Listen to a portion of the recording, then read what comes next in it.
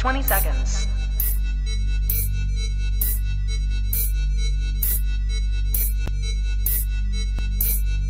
10, 9, 8, 7, 6, 5, 4, 3, 2, 1, 0.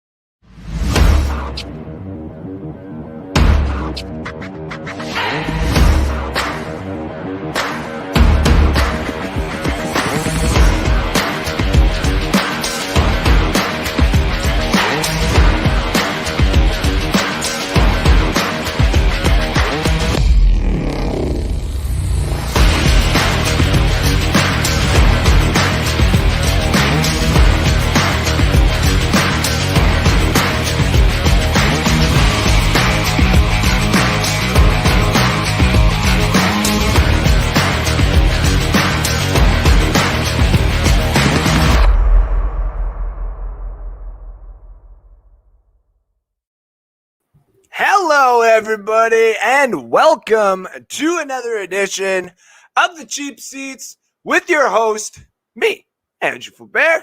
Hello, how we doing? It is Father's Day. Happy Father's Day there, everybody. That's basically what this show is going to be about today. It's a celebration of memories. Since, of course, it is Father's Day. Fathers are, one half of the creation of life. We thank them for it. A few generations ago, a lot of people realized that they were indeed not necessarily the true fathers of the kids that they had. For the milkman reigned supreme once beyond yonder, and those days are no more. For we can actually celebrate the fathers that we truly have, which I went to and did today. And I hope that you got a chance to as well. Whether your father is here or not, the celebration of them is still here and dear in our hearts. So to all the fathers and mothers who act as to be the fathers, because we know that there's a few of you out there as well, great day to you. And we hope that the memories of your fathers have been great. And I hope that to you, being a father, if you are, make great memories with your kids. Excuse me. Just so happened to be a father of 2 kids. At least that's all that I know of. Let's hope that stays that way. I have 2 kids. Hung out with them all day today. Got to make my steak. They kicked my butt all around the grandparents' place. I went and did some car repairs. Did all the kind of fun, crazy stuff that you usually do at the grandparents' place. And now we are here tonight. Tonight is going to be a shortened event. It's probably going to be about an hour, depending on how the conversations go and how many miscreants we got joining us later on. Might see how it goes later on. But today is basically just talking about your favorite Buccaneer memories. Since obviously, again, it's Father's Day and we're talking about memories, I figured let's keep it light. Don't have to get too intense with anything today. And we'll talk about some of the best memories that you have as a Buccaneers fan. Is it back in the day? Are you that old that you remember 1979? Take back 1979. Or do you remember the good old days of the Tony Dungy bringing us back from the depths? Is that what you remember? Do you remember highlights within games? Maybe you remember, trying to think of some like individual memories besides my own. Vernon Hargreaves with the knockout on McCaffrey is one that stands for me, only because Vernon Hargreaves is one of the stories I was actually going to use here. But tell us in the comment section below your favorite memory as a Buccaneer fan. I do have 2, and I'll go first, obviously. And the one, since I just alluded to it, is being a Vernon Hargreaves. I was actually really high up on him when we were going to draft him. Obviously, I know it's not the greatest decision. Wasn't the greatest draft pick we ever had either. But it was nice to see that a Florida boy that actually wanted to play for the organization at a time that it wasn't doing so good wanted to actually come here. So I was in a town called Calgary here up in Canada. Calgary to a lot of Americans down there, down below. And there was a thing called an expo going on. Me and the fiance went to. We met Chewbacca, Rick and Morty. Got to meet Stan Lee, Jesus from Walking Dead, so on and so forth. And I made sure that we can get back to the hotel room in time just so we can watch the draft.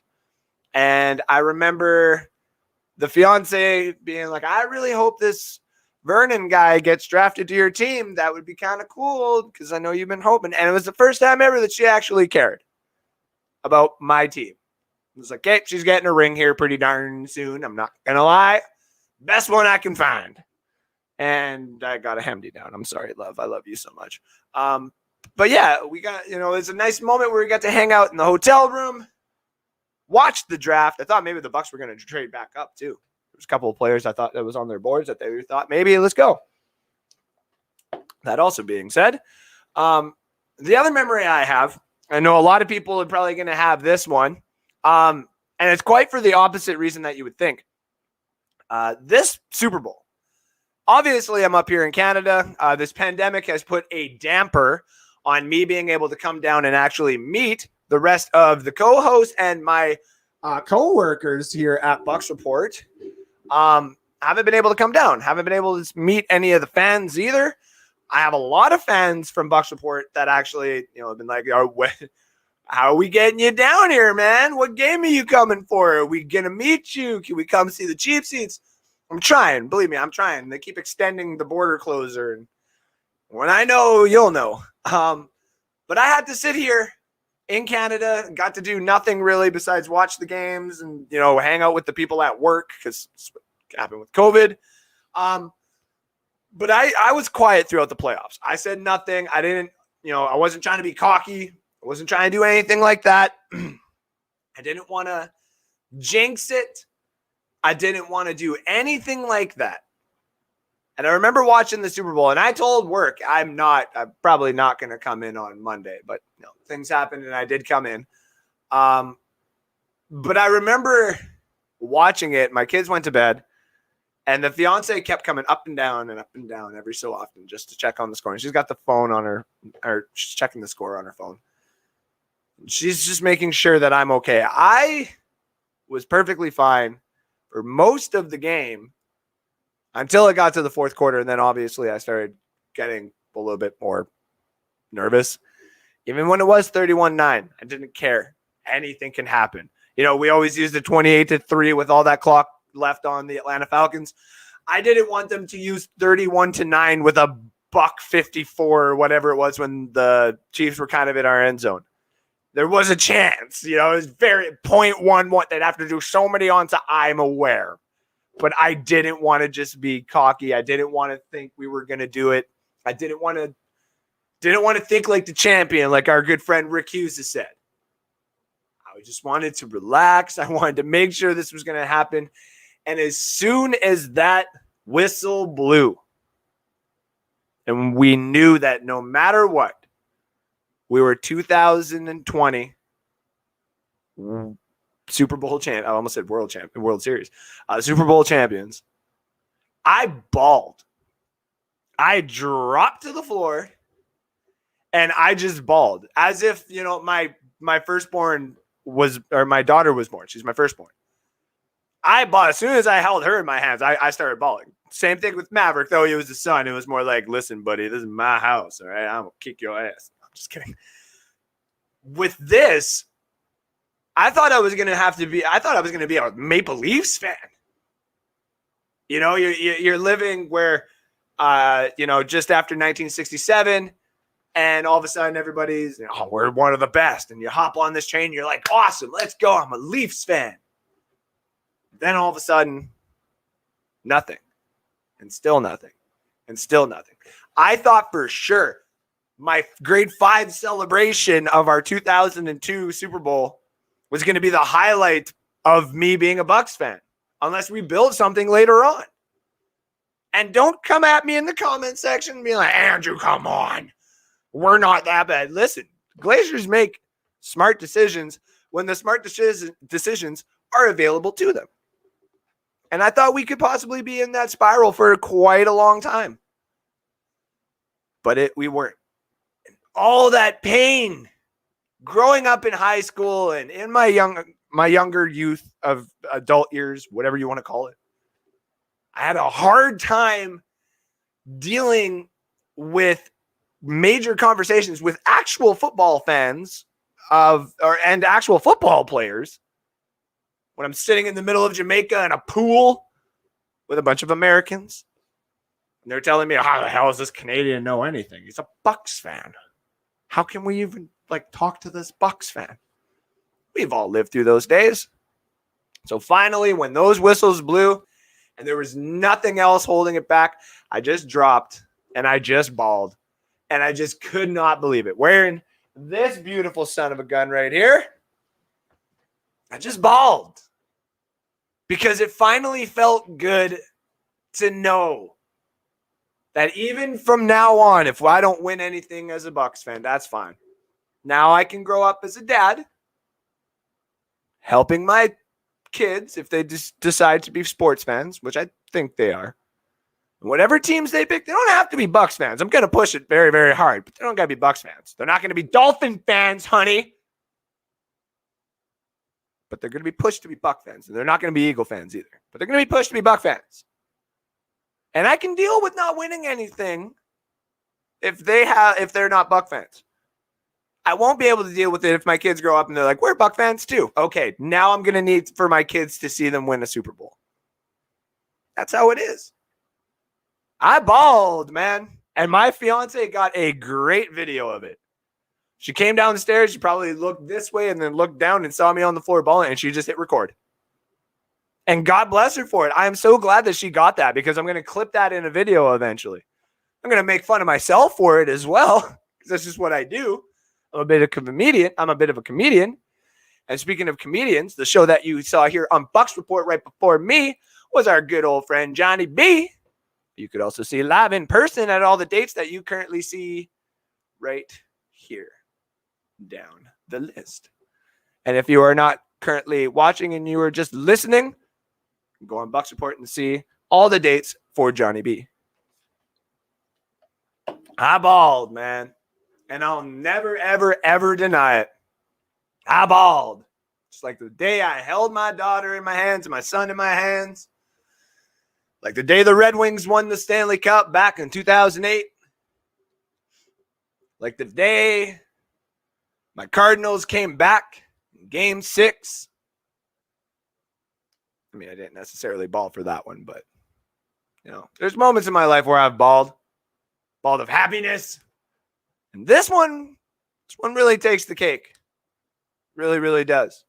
So you, ladies and gentlemen, you tell me, what is your greatest memory that you have of being a Bucs fan? Let's go to the comments here.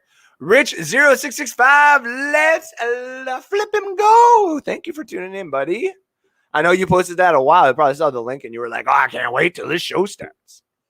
Hello, everyone. Jeremiah Hefner. Thank you for tuning in, buddy.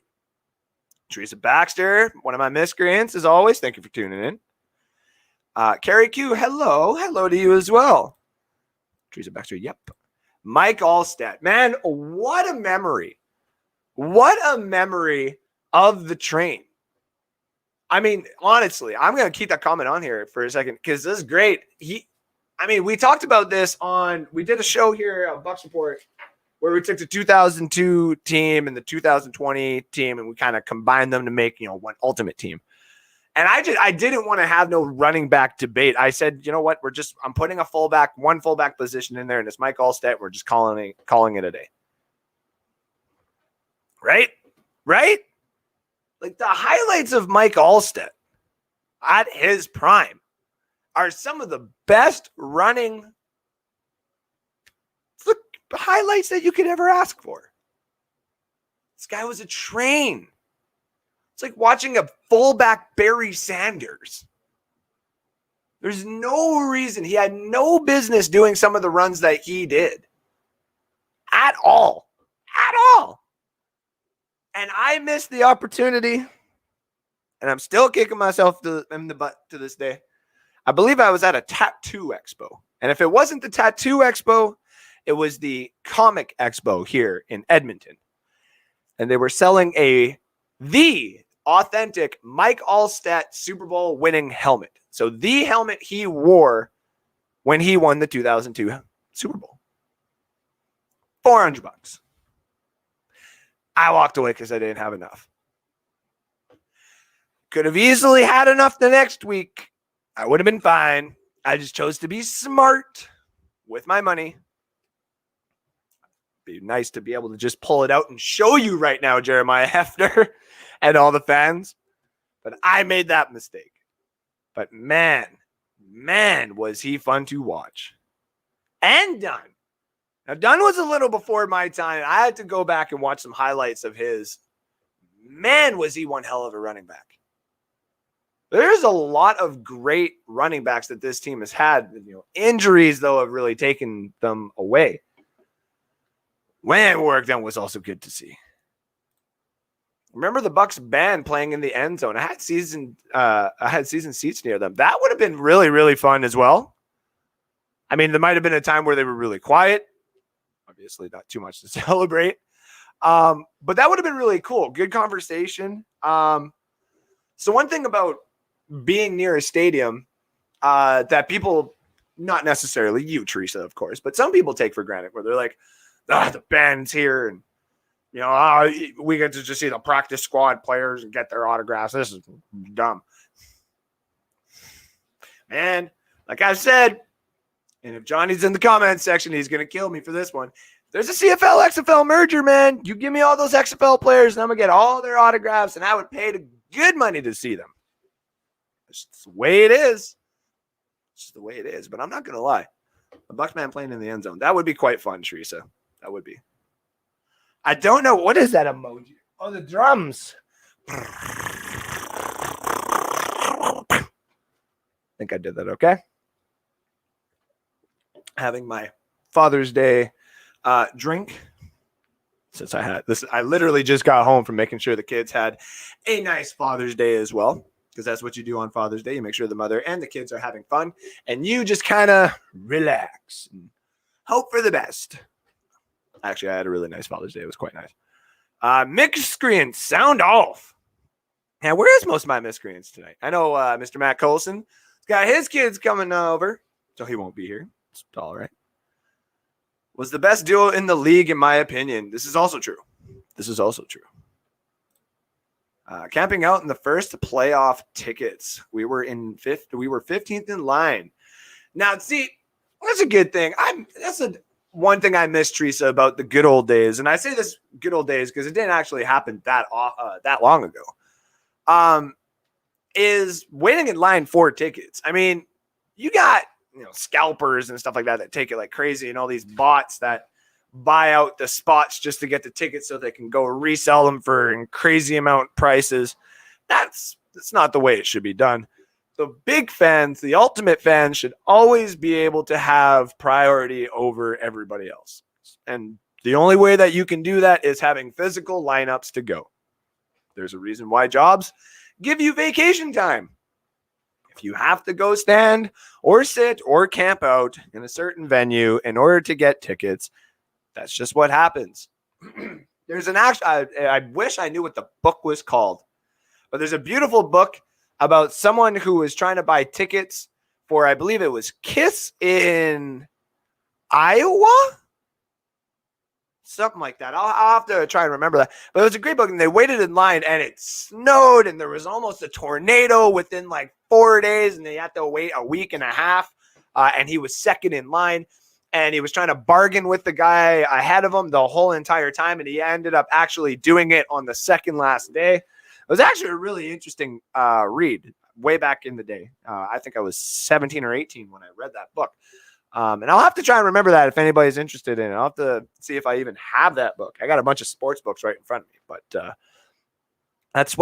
you need to do that. You need to camp out for that kind of stuff. I mean, say all of a sudden, if you wanted to get season tickets to the Buccaneers, you'd see in my opinion, honestly, you'd probably see the same people who would be waiting in line if they did this every single year the same way. Physical, go and do it.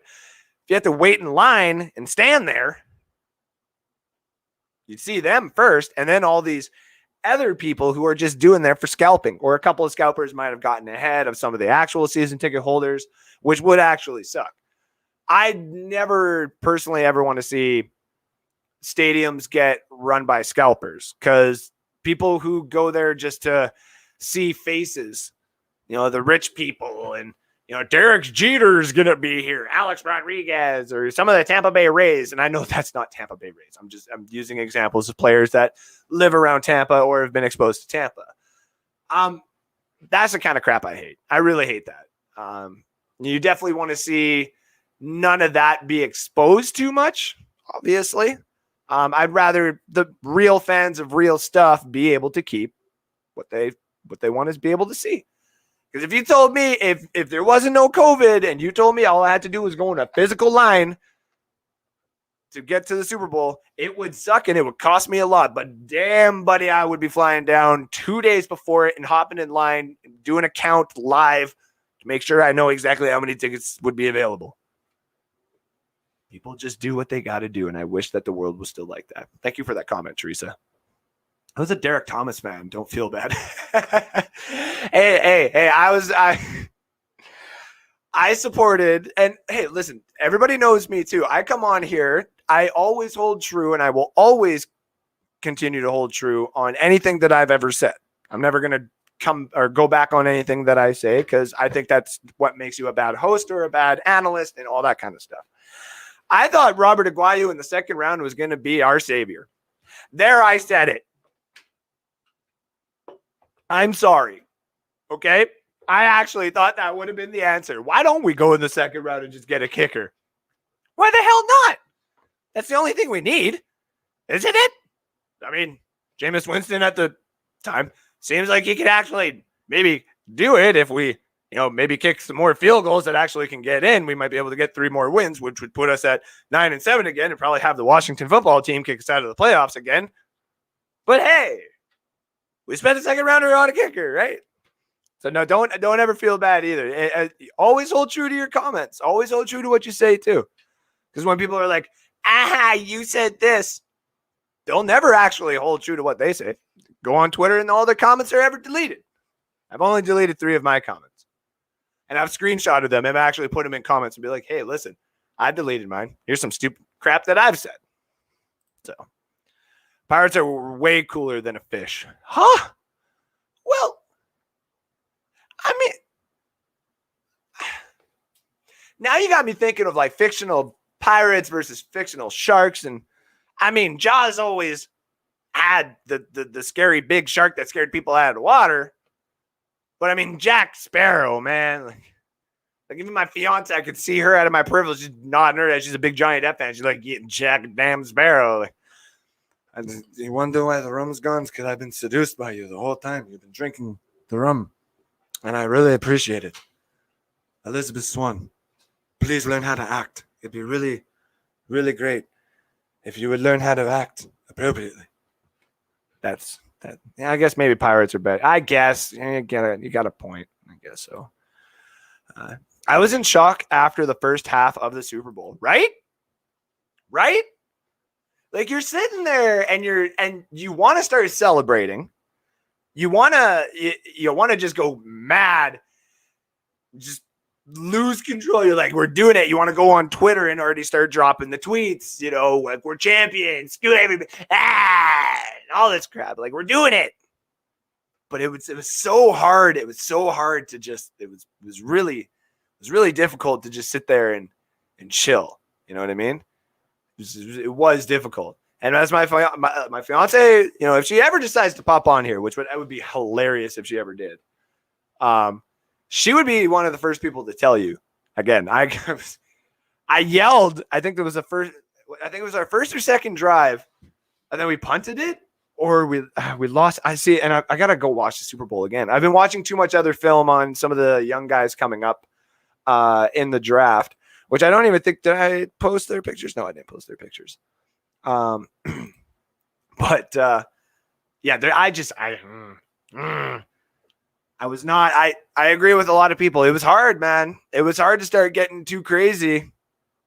Man, it was really, really crazy. It was all inside. And as soon as we won, if you don't think I went home, didn't go to work, and just started like handing people like I had all these extra Buck cards, well, football cards, non-valuable cards whatsoever, just normal base cards that you know when you buy a pack like something like this, an open box. See on open box. You can buy something like this, all the valuable cards obviously in the middle. And there's some other cards that are just kicking around. Some of those bases might be valuable for like $2 or $3, but nothing crazy. I grabbed a bunch and I just started handing them to people at work. Just like little reminders like, oh, by the way, we won. So all those years that you guys were making fun of me. Suck it!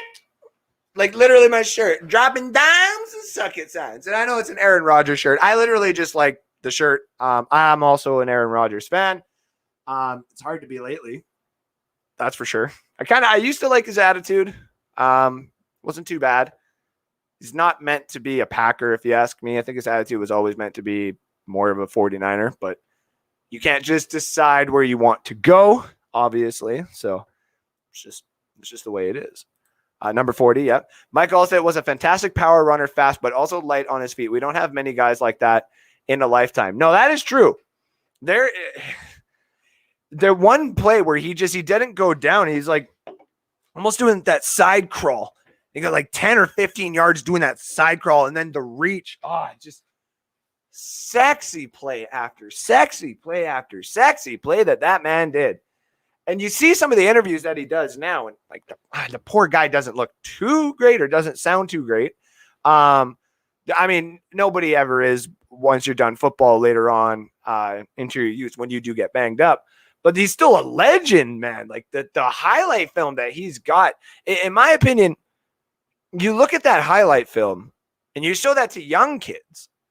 There's a generation of kids who are never going to understand fully what some of these other running backs did. That's why when we did the show and we compared, and I proved why the 2002 Tampa Bay Buccaneers, or 2002 Tampa Bay Buccaneers defense is the greatest defense of all time. When I proved that, in that itself, I had to obviously go back and check on the 62 Packers and the 76 Steelers. You got to go back. You got to check them out. And there is no stats for some tackles and forced fumbles and tackles for losses. You got to go actually look at some of these tapes. You got to go through some articles of people who are actual fans or real writers for these teams. And you got to see, you got to take an approximate, right? It was not an easy team or not an easy show to prep for. That's for sure. But it was fun. It was definitely fun to see. It was fun. I loved it. Bo Jackson not wanting to play for us. I mean, that's kind of on us though, man. Like that was our fault, respectively. The man said he wanted to play baseball. When you have that kind of talent and you can draft that kind of talent, you want to coddle that talent. Wait, listen. You think my fiance I just got by being funny? Hell no. Like I'm 4.5 out of 10 at best. Okay, in more ways than one. And there is no possible way in hell that a perfect 11 out of 10 should ever be in the same type of bed with me every single night. You got to coddle that situation. You got to make sure that situation is good for you. And you got to make sure that situation loves you in return.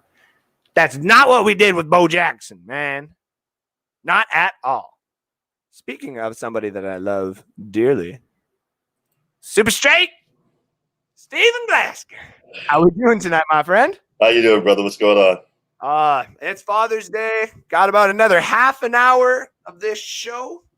Figured we'd obviously go and do something light tonight. Talk about great moments and great memories that everybody has had. And you have popped in, so now you obviously are going to have to grace all of the fans with what is your favorite moment as a Buccaneer fan? Wow.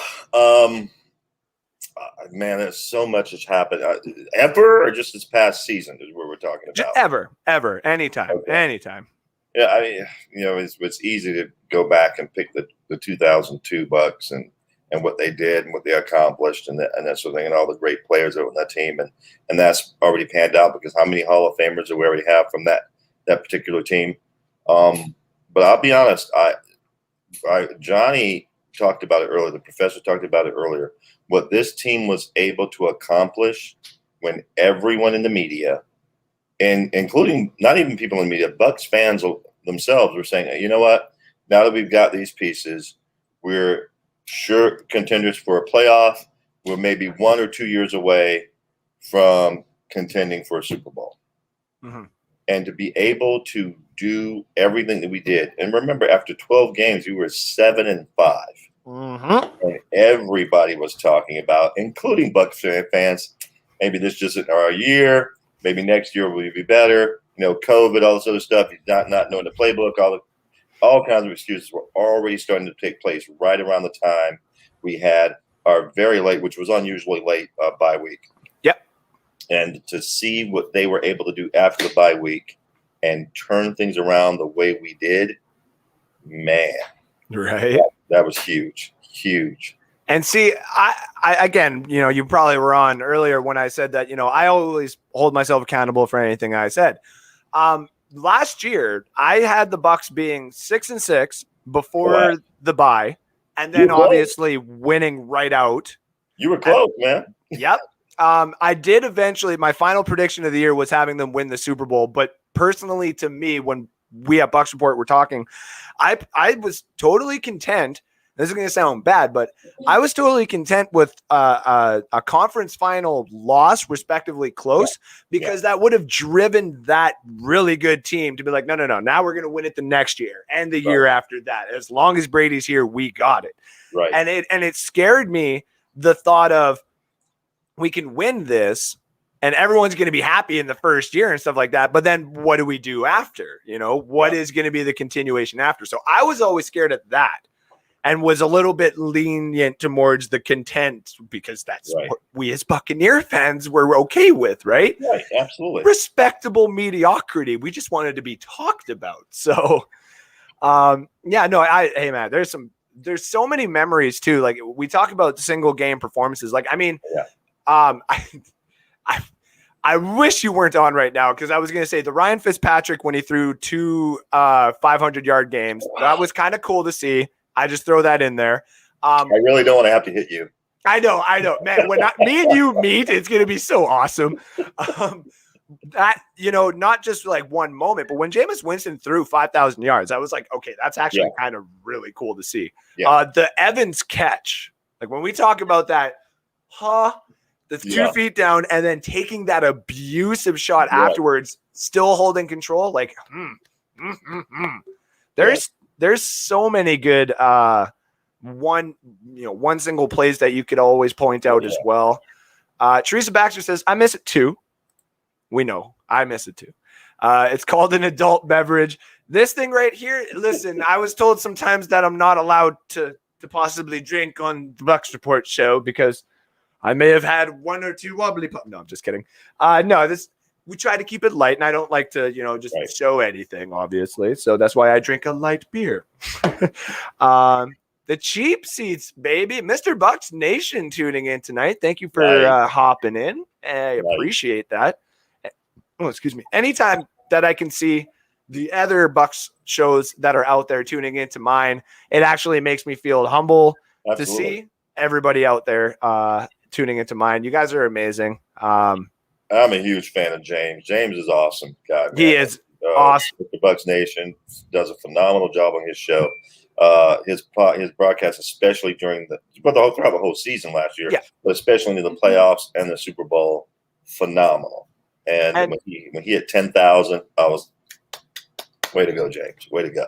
And it's so cool to see all the shows that stuck with the Bucs for so many years, all the crap that they had to go through, as media guys, Mr. Bucs Nation, Loose Cannons podcast, some of those other guys out there, they know what it's like to, you got to hold on to the Jameis Winston storyline because we don't know what's going to happen afterwards. Right.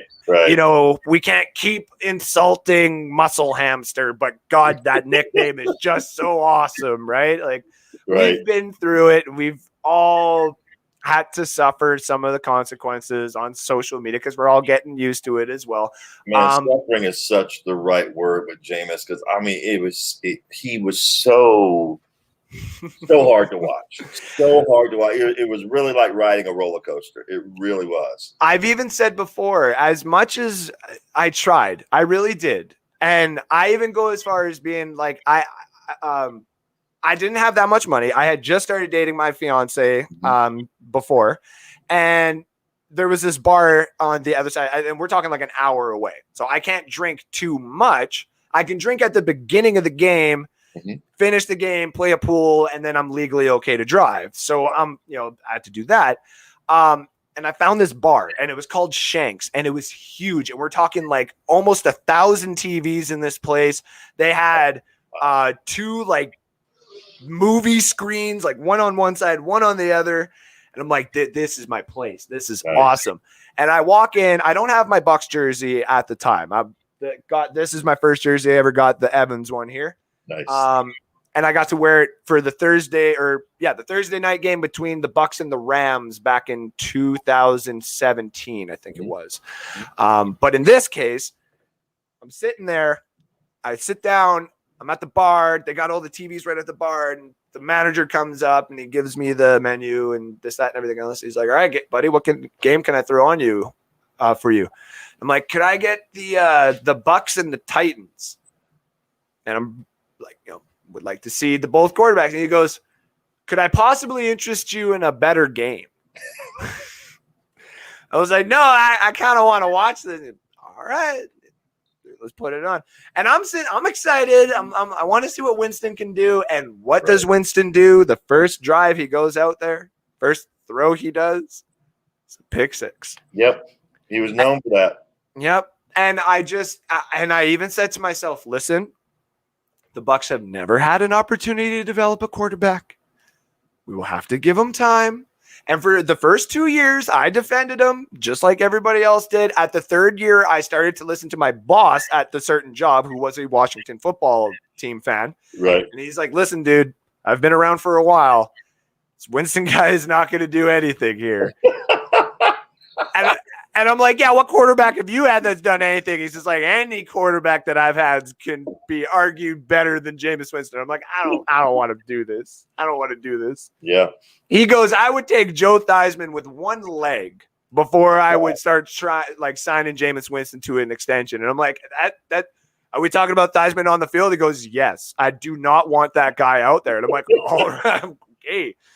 So yeah, not somebody you could count on. If someone put a gun to your head and said you have to bet on Jameis Winston winning a game, you might as well just tell him to pull the trigger, man, because you don't know what he's going to do in that game. You just bro, he could win this game. We could throw 3 pick 6s. I don't know. Go ahead and end it.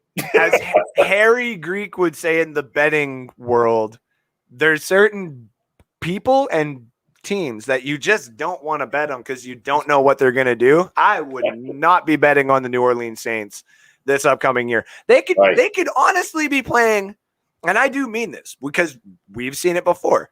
We could be playing them week 8 because I do have us losing to them in week 8. Right. And I don't think it would ever happen like this, but there could be some atrocity that happens where all of a sudden the Saints go up like 49-14, and we're like, how the hell did Winston do that? Like, I don't understand. Like, that talent's there. But then all of a sudden the next week he's going to go play the damn Eagles and throw 5 interceptions. We're like, he has a talent in him. He has a talent in him. He doesn't have the consistency. Nope. And he never will. I mean, I'm not saying, I shouldn't say it like that. He may get it later on.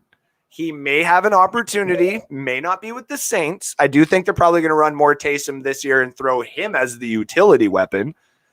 That's personally my opinion. But to be honest, this is why I've said before, CFL XFL merger, something that allows, if he doesn't pan out with the Saints, and he doesn't get a starting job anywhere else, I don't want to see that talent wasted. He is a good football player. Right. And if you told me that he gets to come up and play for he is. He's better than some of the other guys that have just been thrown starting positions. I would take Jameis Winston over. He's probably better than Ryan Fitzpatrick. Yeah. Listen, there's two I'll give you right there. If Jameis Winston was the starter on the Washington football team, I'd probably give them an extra win. There'd be a lot of interceptions, but there'd also be a lot of talent to go around for him to utilize. Right. And I'd personally probably take him over Tyrod Taylor with the Houston Texans. Yeah, probably, yeah. But the problem is he knows that he's eventually going to lose the starting role to either Davis Mills or when Deshaun comes back. So, I personally, if you told me he's going to play up here in Edmonton, because that's where I live, and he had to do that, he had to go through the CFL XFL merger thing for a couple of years, he could tear it up like Warren Moon did for the Edmonton Eskimos back in the day. I mean, Warren Moon won 5 or 6 straight Grey Cups and literally just manhandled the CFL himself. And the first year he did it, the NFL was like, okay, this is Canadian Football League. Who cares? Second year he did it, they were like, cool, back to back. Who the hell cares? Third year he did it, they're like, yeah, who cares? Fourth year he did it, they're like, shit. Exactly. They pick up a call. Is anybody else just taking a look at him? All 31 teams are okay. Fifth year they do it. They're like, all right, let's start getting contracts ready. Some of us are going to have to sign them here. And that's what you get. I love your eternal optimism.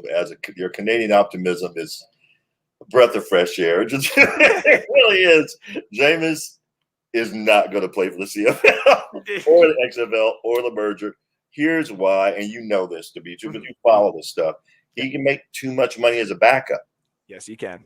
And he can just be a backup and make millions of dollars for the rest of his career and be okay. Yes, he can. So, and the CFL and XFL are confident backup NFL money, he probably go play. Yeah. If they're not able to do that, it's not likely to happen. No, because we know that the most that's probably going to happen is a starter in the XFL, CFL, if they do merge, and this is just me doing obviously high hope praise here. Right.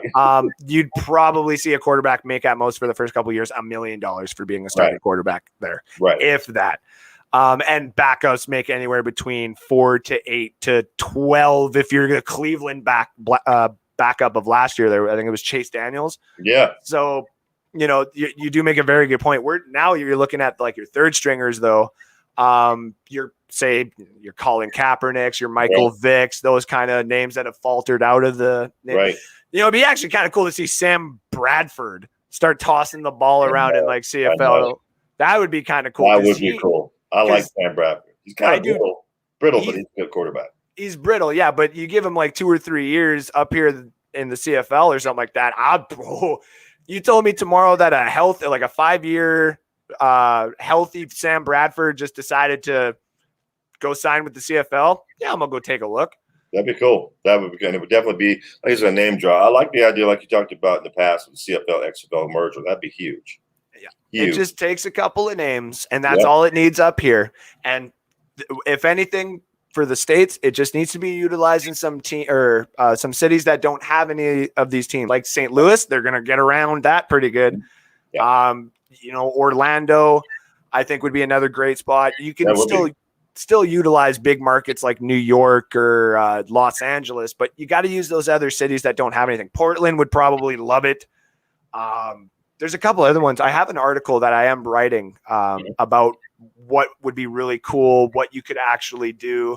I'm still trying to convince, this is going to sound dumb, I'm trying to convince Pat McAfee or one of those guys to invest in an East Coast Canadian football team. So a Newfie squad, because he would blend in so well with the Newfies. He would. And that stadium would be so ruckus, and you would never want to play in there as an opposing player. They die hard for their guys. Yeah. So, well, you guys are getting Ryan Fitzpatrick. I mean, Ryan's Fool's Gold, as I call him. Ryan's Fool's Gold would be great up there. He would. I'm not gonna lie. I've wanted to see him play in a blizzard over and over again with that beard. Just put on some kind of weird visor and just go, buddy. I'm just looking forward to seeing him play because he fooled somebody into getting him to start yet again after how many years in the league? 12 years in the league. He does the same thing he hasn't started since 2015. Nope. He does the same thing every time he gets a start. He flames out. It's only a matter of like Ryan Fitzpatrick, Washington football team has a chance at winning the division. I'm like, get out of here. See, I think what I said on Johnny B's show there is I think Dallas is going to win the division, but I do think there's a high chance that Dallas and Washington could finish with the same record, but Dallas would win off with, say, a points or the head-to-head matchup. My thing with Washington, I think that when I say they're going for it, they're probably going to use Fitzpatrick for a bit. They're going to use Heineke for a bit. And they should use Heineke. Which they should use Heineke more. Mm-hmm. I agree. And if it works out, they'll make the playoffs and they'll go on their run and they won't care for a damn thing after that. If it doesn't, though, I think all of a sudden Ron Rivera is looking at it like, all right, if we can get a respectable pick, there's about 4 quarterbacks coming into the next draft. We can probably grab one of these guys, develop them, go ahead. Are you saying that was the reason they picked Ryan Fitzpatrick to make sure they got a respectable pick? Well, you got to look awesome. You got to look at it this way too. Look at the Chicago Bears, right? Right. They had Mitch Trubisky and they had Nick Foles. They know that their roster was good enough, but they knew they also had to put someone in there to compete. So that's kind of what they're doing in Washington is they're like, listen, we know Heineke's good, but we need someone to compete with him. We can't just start Heineke and then have, oh my God, I just had his name. He was like that other 42-year-old quarterback that's going to be a coach now. Josh something. Someone in the comment section will probably get it for me too. He was on our team for a bit too. He's always been like that stopgap pause. I'll come here for a little bit. He was with Philly for a bit too. I'll remember it. But we are going to get back to some of these comments because I do want to get into the goulash, as our friend Matt says. Yes. I always have a goulash ready for everybody. Where was it here? Hey, I have a Steve Young Bucks card. You need to keep that card. Yeah. Just like these cards right here. Score is not that big of a card company. This is more just for like collectors or people who just want to be like, I have a rookie card, right? But it's always really cool when you pull out a Trevor Lawrence rookie card. Nice. So, and it's always better. And I sold this card before. I had a Joe Burrow when he was in an Ohio State jersey. And I put it online and someone's like, I'll give you $50 for it right now. I just come pick it up. I'm like, sold, come grab it. Wow. I got a Justin Fields in a Bulldogs. Oh, nice. So things like that, buddy, a lot of people don't think. They just keep it. They put it away. And then later on in life, you're like, hey, wait a second. I have a Steve Young's with the Bucks, right? Right. This is like this one. Like this is my pride and joy right here.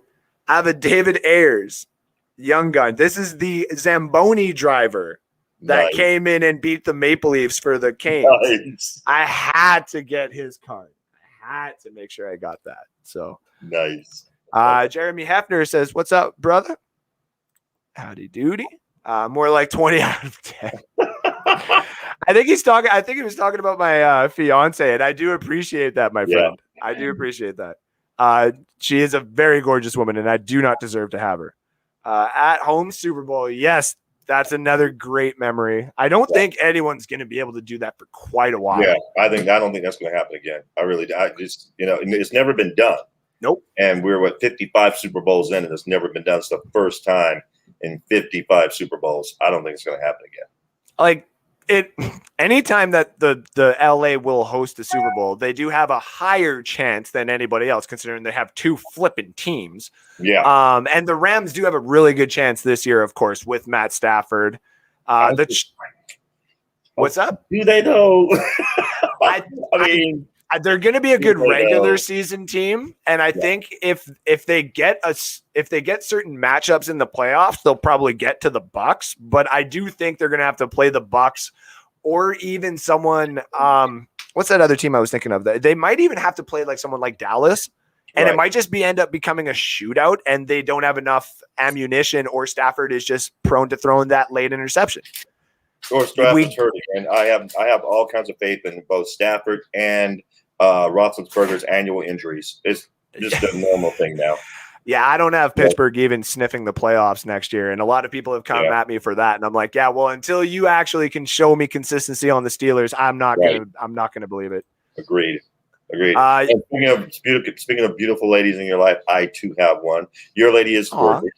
Thank you. Gorgeous. I too have one. I'm very lucky. I have one who looks much younger than she is, and I almost didn't ask her out for that reason. So it's a cool thing. No, see, there you go. Mr. Bucs Nation, yo, it's my boys Andrew and Steven. Let's go.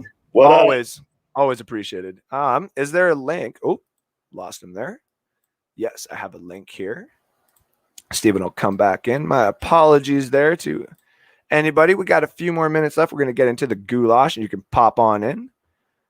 I used to be a top fan. Oh, yes. Okay, I see what you're saying. My label for Bucs Report. Nice. You are watching live from the Cheap Seats with Andrew Faubert. Thank you, everybody, for tuning in tonight on Father's Day. They don't control that. No, that's true. That is true. Winfield going to get a pick six, first throw from Winston. I could see that. I could definitely see that. I'm not going to lie. Welcome back, Steven. You were paused so beautifully that it was like the screen was just a picture of you like, hi, everyone. My name is Steven Glasser, and I'm here to talk Buccaneers football with you today. It was great.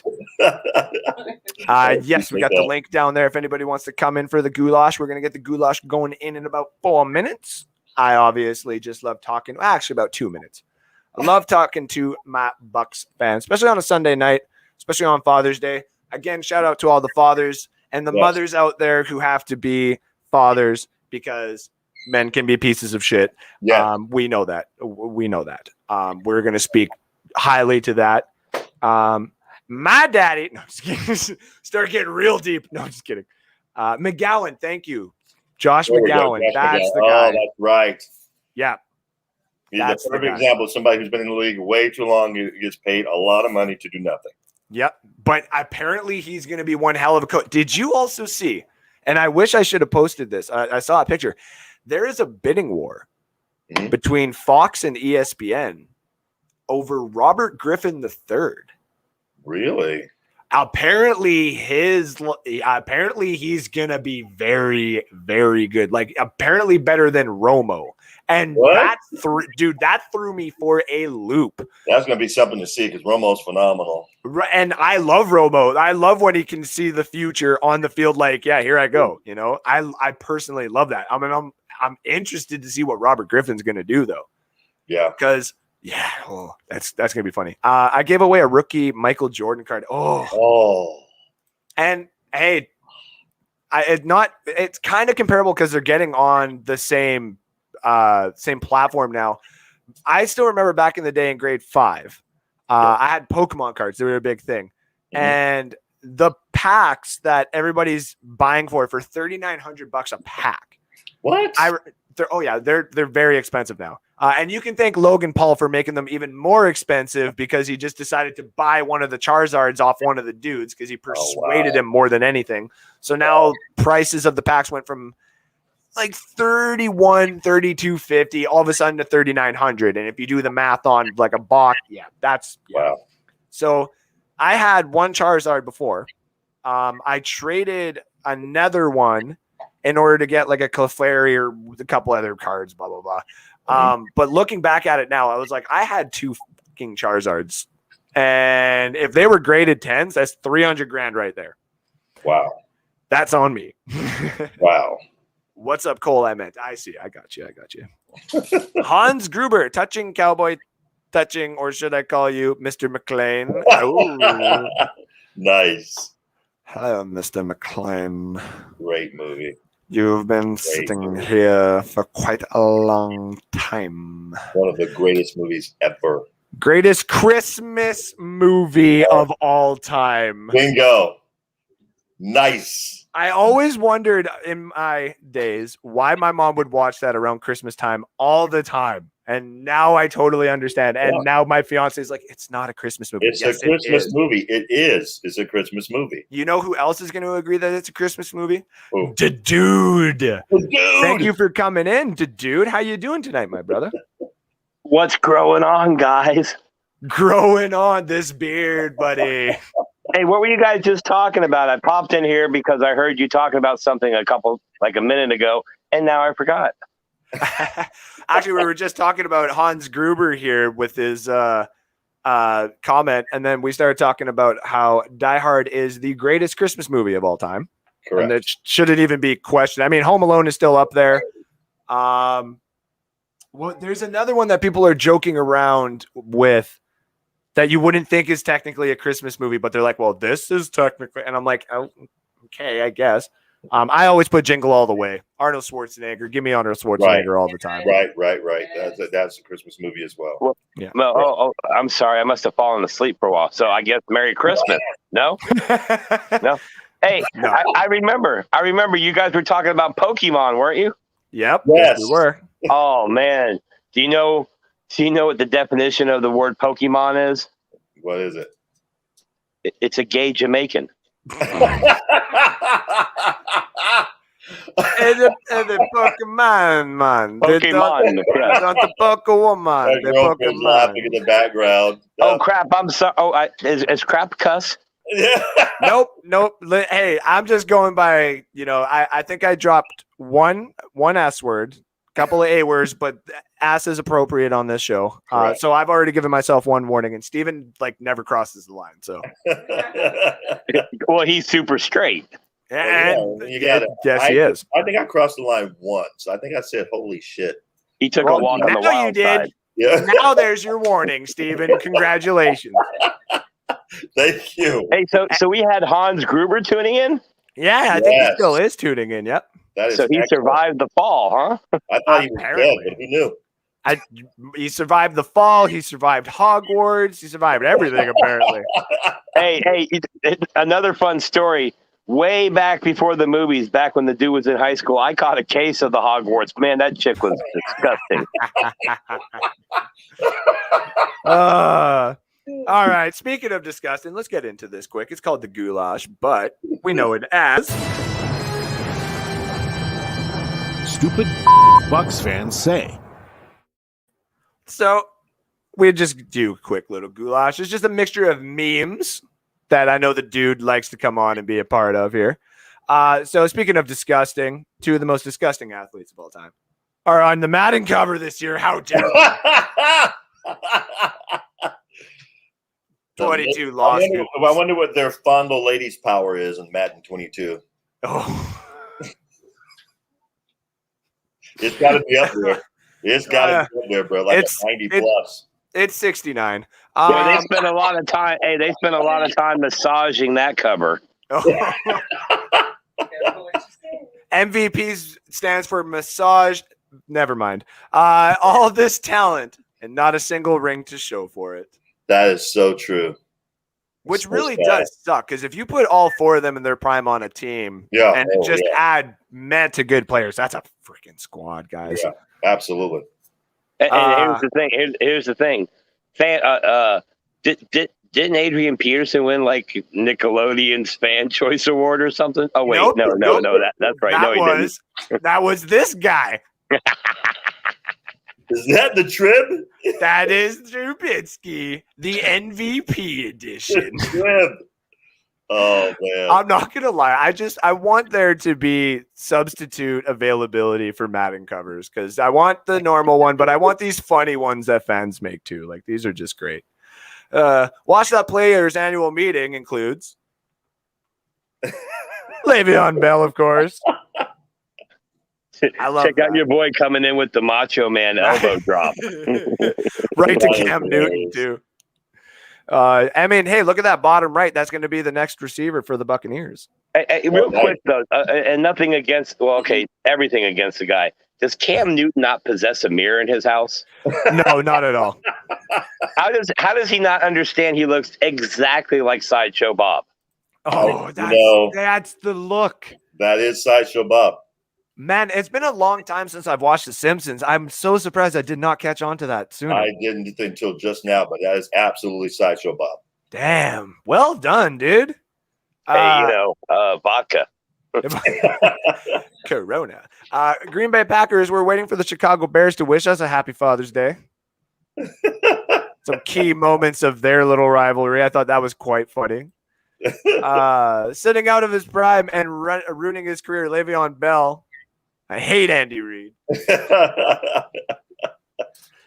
Don't you guys remember when he was doing the holdout in Pittsburgh for like 5 years, $62.5 million? Man, are they happy they didn't do that. Wow. Now he's like serving Happy Meals and hot apple pie somewhere.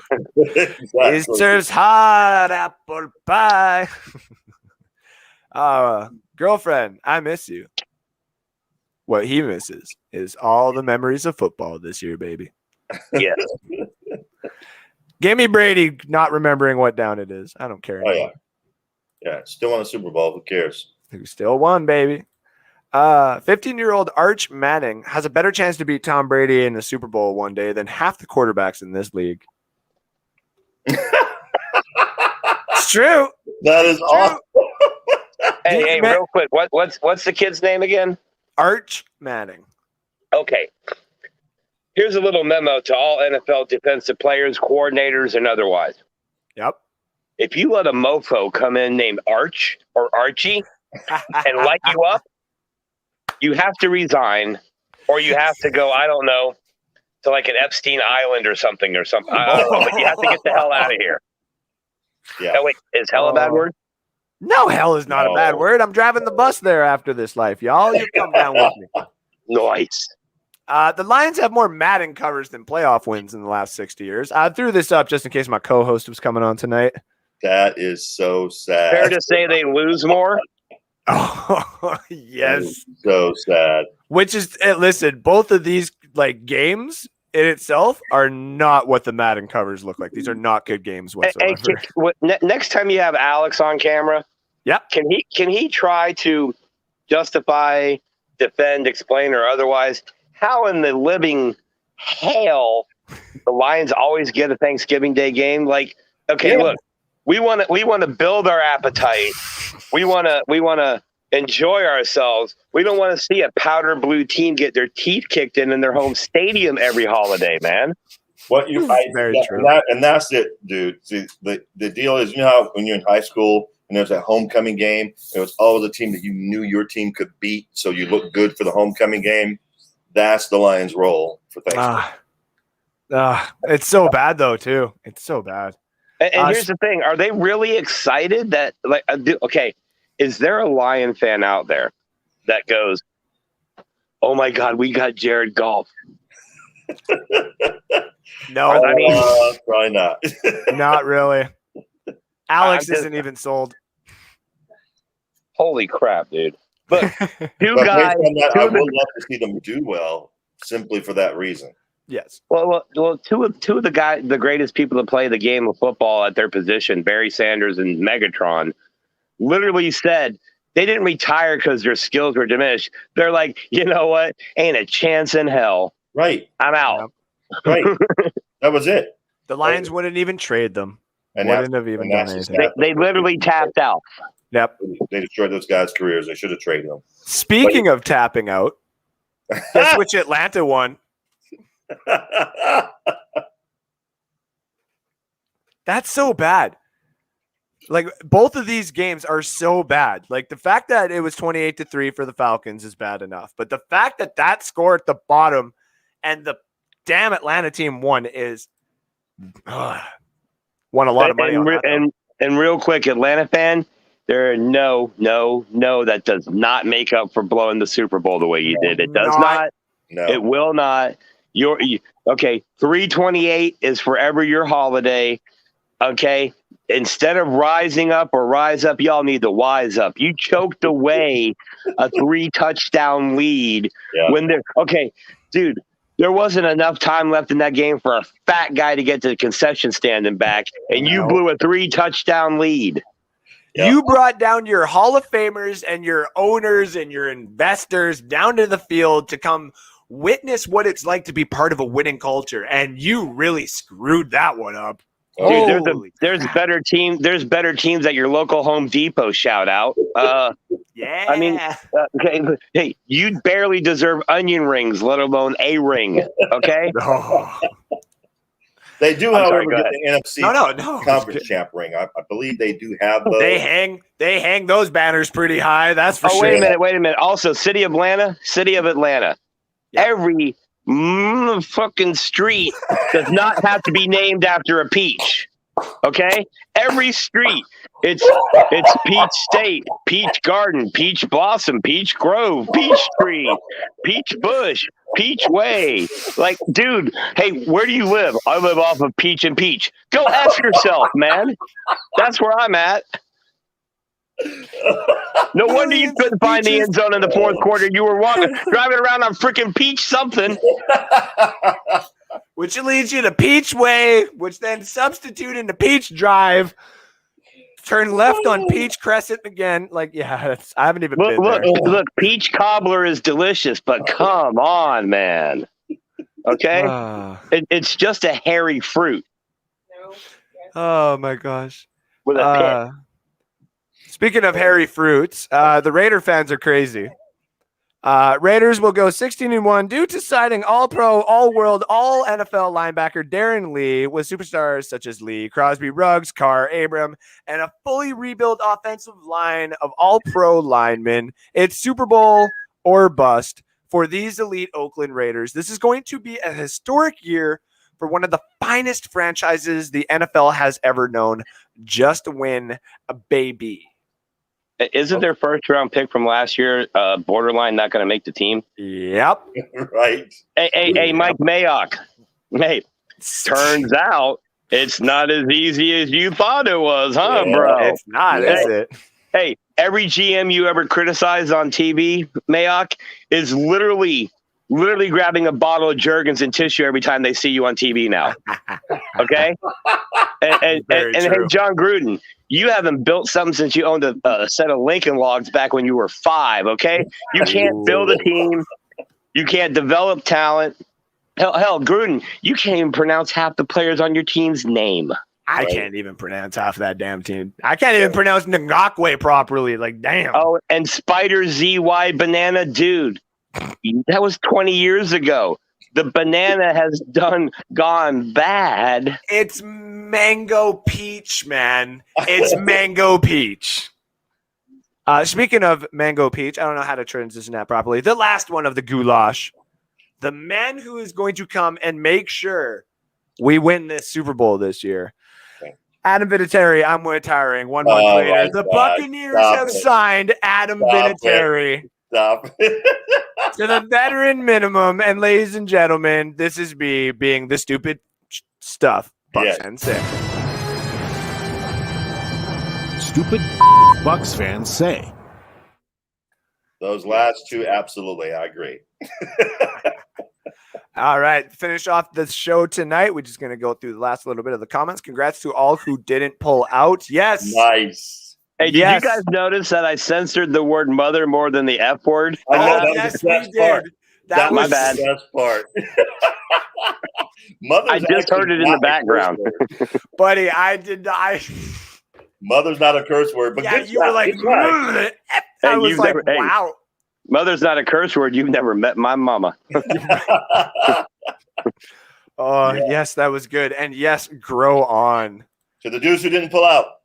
To the dudes who didn't pull out. My mama wasn't a MILF. She was a milk. Mother, I'd love to kill. You know what I mean? She come at you.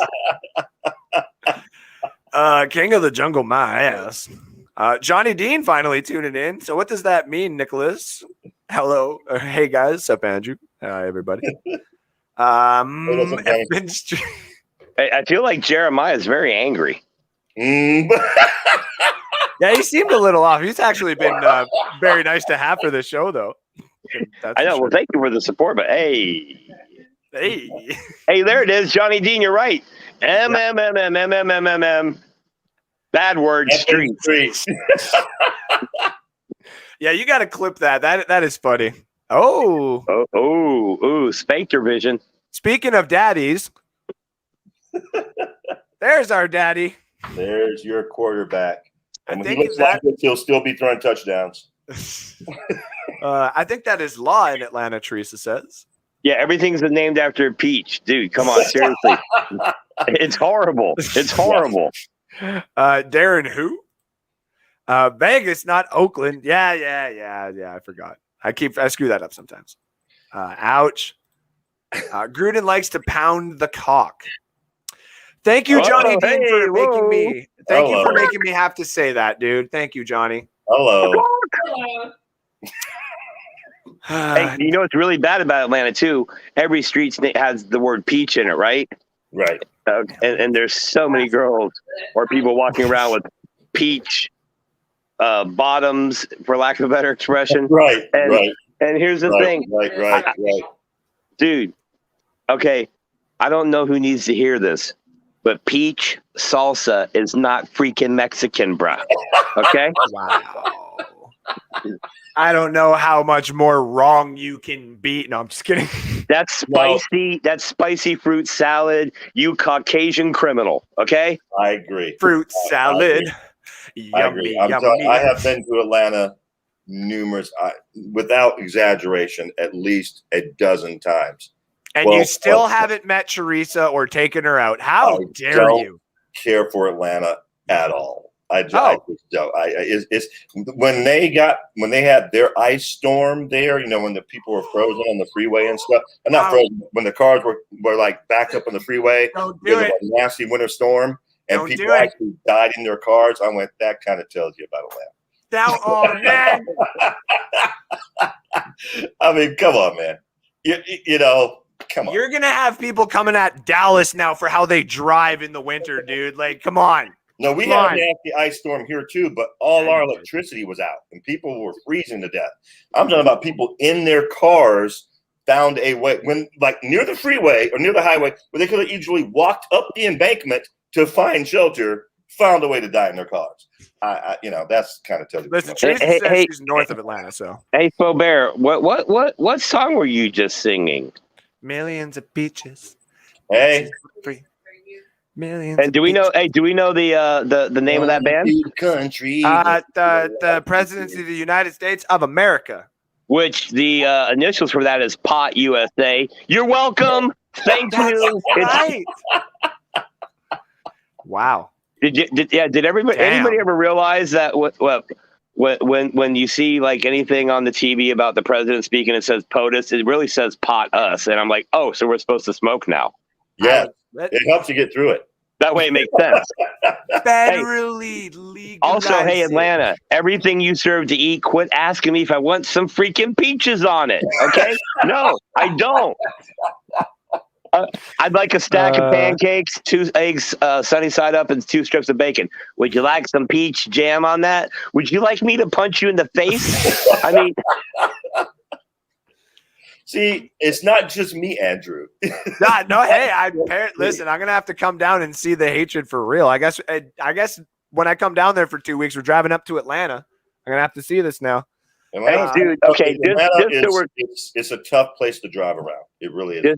Just for perspective, they built an interstate that purposely goes around Atlanta. Bingo. Okay, that's how horrible it is. The other thing is, hey, Falcons, how tough and hard can you be when you train in a city called Flowery Branch?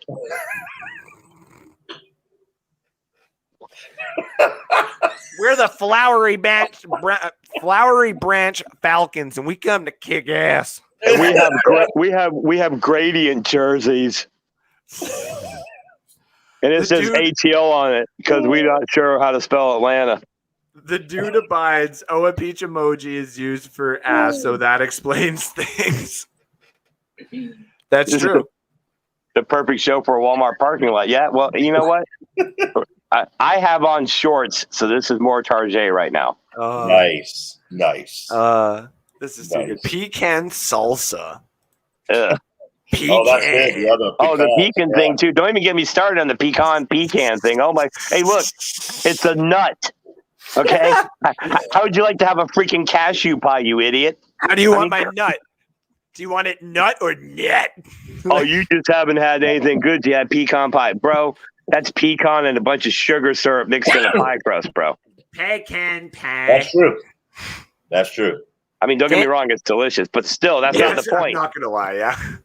Where's why not any pecan street? Yeah, there's a lot of that. There's pecan and peach. He's right.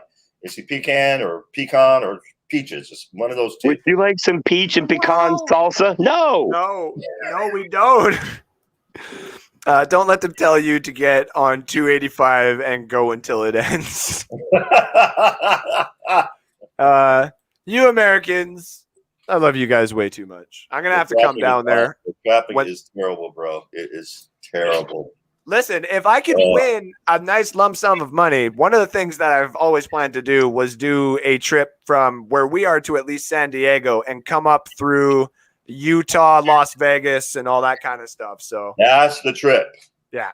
San Diego rocks. I would love to do that, but I've also told the fiance, like, if the border's open and the Bucs go to the Super Bowl again, like, I'm going to the last regular season game, and then I'm driving straight to Los Angeles and staying there until the Super Bowl. Like, I don't care. There you go. That'd be a nice drive until you hit about after you pass Dallas. Everything west of Dallas is you think you're in the Twilight Zone because there's nothing there. It's like a vast wasteland. It really is. I didn't like the Twilight series, Steven, so thank you. I'm telling you, Texas is a very large state. You can drive literally for 8 hours and still be in the state of Texas. Hey, you know how there's a bunch of gender identity problems and guys claiming to be girls and girls guys. And here's the thing. Cool, whatever you want to do, I don't care. Cool. But I will say this.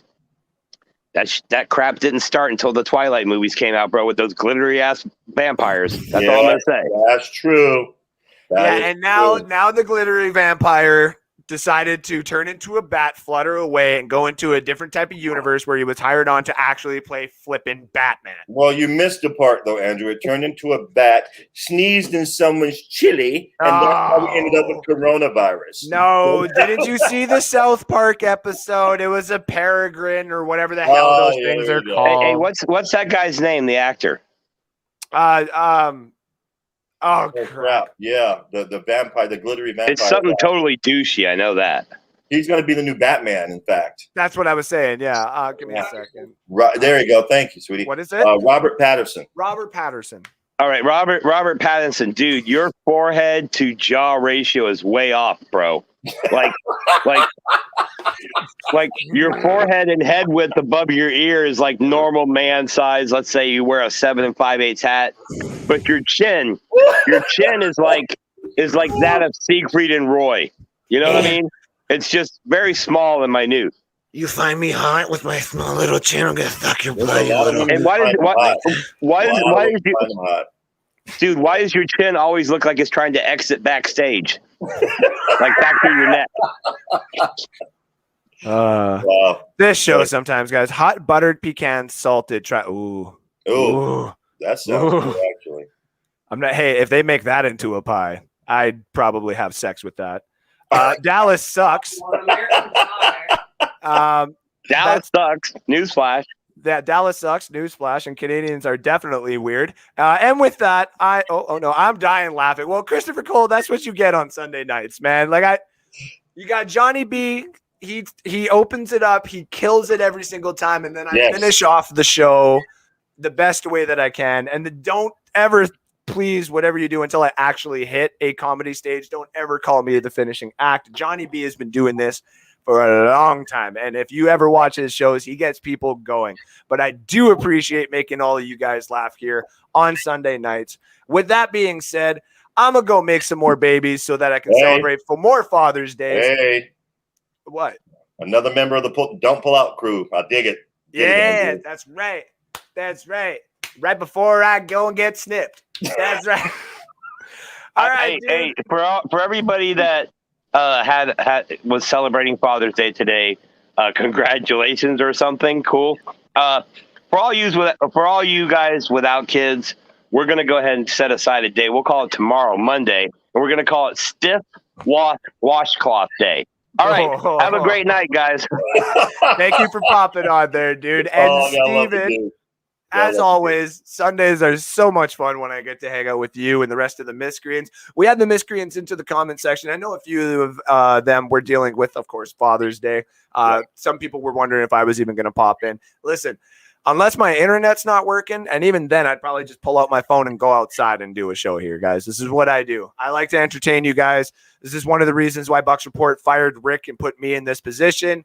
I'm a little funnier than him on Sundays, but his show on Saturdays, What's Cooking in the South, that show, ladies and gentlemen, if I could find, I had it literally nice and, nope, that's audible. There it is. What's Cooking in the South, Saturday nights, 8 p.m. Eastern time with Rick. Rick puts on a great and funny show. I try to pop in there, but it just so happens to be, I do my Saturday show and then I just go out. I end up doing a little bit more of this or a little bit more of this. And I just don't want to go onto there and be like, hi, Rick and company. I've been having a great time being let out and I'll be right back. We don't need to start doing that on Rick's shows. We're going to keep that for the cheap seats. As per usual, Steven, thank you for tuning in. Tell everybody where they can find you, buddy. Well, guys, you can find me. I'm usually on, live. Well, sometimes if Andrew will let me on, I'm live from cheap seats, usually on What's Cooking Down South. And Teresa, I love you. I hate Atlanta. Love you, though. Just to let you know. Yes, we love you too, Teresa. As always, you are one of the miscreants, and you are always welcome. And we love every single one of you fans. And to all the fans, they love you as well, Steven. Thank you for tuning in tonight, buddy. Thank you, Andrew. And by the way, considering it's Father's Day, sincerely, thank you for being on the show tonight. You could have had an easily built-in excuse, and the fact that you made it on, big props to you, bro. Appreciate you. And I hope you have a fantastic rest of your Father's Day, making a new baby. Bringing more of them into the world. My fiance is gonna hate me now that I've publicly put it out there, because now fans are gonna be like, "Is it new baby come?" No, it's not coming, guys. That's the fun part. Nothing wrong with that. We don't know. All right, Steven, thanks again, brother, and I'll see you next week. Thanks, bro. Have a great night. You as well, brother. All right, ladies and gentlemen, that's going to be it for me. Let me make sure I get all of the comments here, because you know how I like to do it. Sucker. Yeah. Hey. I'm done, man. I'm done. Great show. Jeremiah Hafner, thank you for tuning in, man. It's always a pleasure. Have a great night to you as well. Yeah. Teresa, it's always a blast having you on. Did you ever get the tires changed, Andrew Faubert? Of course we did. Tires changed, light changed, oil change. Got to get some coolant. And yeah, everything got changed. Tires are all good.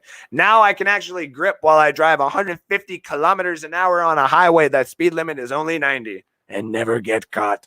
No, I'm just kidding. And Teresa said nothing, but that's okay, because that's so weird, but it's okay. We love you too, Teresa. Thank you all again for tuning in. It actually went a little bit longer than I expected, but that's totally okay. I love these shows. I am now going to go enjoy building my lunch and getting ready for my new week. I had a nice Father's Day, and I had a great time today hanging out with you guys, my fans, the fans here at Bucs Report. You guys are always amazing. I always love hearing you guys, and anytime that you guys pop on is a blast for me. It really, really is. To all the fathers and mothers out there, again, the mothers who are doing the jobs of a dad, and all the dads who are kicking major ass, keep doing what you guys do, because we will celebrate you. Like I said, I already enjoyed it. My shout outs go out to you, because you are also kicking some major butts out there. And you guys, my fans, always appreciate you. Happy Father's Day, players. That's right. Teresa is lolling. It's true. Take care, Jeremiah.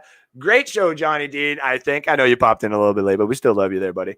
Go Bucs, Kariku. That's right. Your number one spot for all your Bucs news and all your Bucs content right here at Bucs Report, and a little bit more humor and a little bit more fun on Sundays, which we know by the time when the season comes, I'll probably get kicked out of this spot, because this is the beauty spot.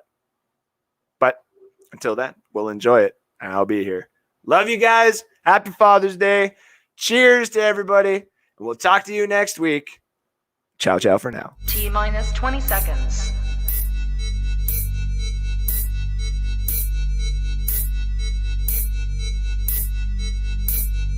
10, 9, 8, 7, 6, 5, 4, 3, 2, 1, 0.